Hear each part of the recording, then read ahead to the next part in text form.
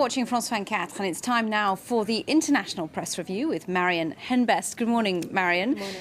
Now let's go to Pakistan, and 1 week after the death of Benazir Bhutto, the papers are still trying to assess her legacy. What's the latest? That's right. Well, in the Times of India, an interesting article basically saying that through her death, Benazir Bhutto has become an international star. This also comes with the announcement that Indian film director Bhatt is going to make a film about her death and her life. So that's really what they start talking about there. Now, the article blames the international media for calling her a martyr, saying she gave up her life for the causes of peace and democracy, and say that's why she's become so internationally famous like this. But it does point out that she had her faults in life, and likens her, interestingly, to Princess Diana and JFK, who apparently also had their own personal difficulties before dying, and these were glossed over after their death, sort of transported them up to hero status.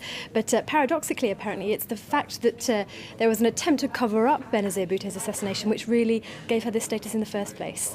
So turning her into a sort of martyr figure there in Pakistan. Meanwhile, The Independent in Britain, I believe, is interested in the idea that British police might be helping the Pakistani authorities in the investigation into Bhutto's assassination. That's right, and not the first time that the British have been involved in a big national inquiry in Pakistan. In fact, the third time. The first time was after the assassination of the first ever Prime Minister in 1951. In 1996, also, the British got involved when Bhutto's estranged younger brother was murdered. But last time, the British detectives were paid to leave the country before they'd finished their inquiry. So the question remains, how important will their role be there this time round? Moving on to Algeria, Marion, and of course the suicide bombing there on Wednesday. What does the Algerian press make of that? Well, in the editorial comment of Liberté Algérie, it's really a chance for the editorial team to try and raise the morale of the Algerians here, saying that despite this recent upsurge in violence, if any country can come through this, it's Algeria. The paper says that the army and the secret services have the means to stamp out terrorism, and survival for Algerians is ultimately going to come down to strategy and determination, but also at the same time solidarity and vigilance of every individual citizen. So lots for everybody to be doing there. Right, well, let's cross the Atlantic now. And of course, it's the first test today for Republican and Democratic presidential hopefuls. They're all in Iowa, chasing those caucus votes. And there, the youth vote is proving to be very important. Why is that? That's right. Out-of-state students in particular making the headlines in the New York Times, apparently having a big impact on voting. Out-of-state students, those are the ones that study in Iowa, but who live or come from another state. But they, as long as they're not registered elsewhere, they actually have the right to vote in Iowa. Some are saying this isn't fair, but the students themselves are saying, well, yes, we live and work in this state, so why shouldn't we have our say in what's going on there?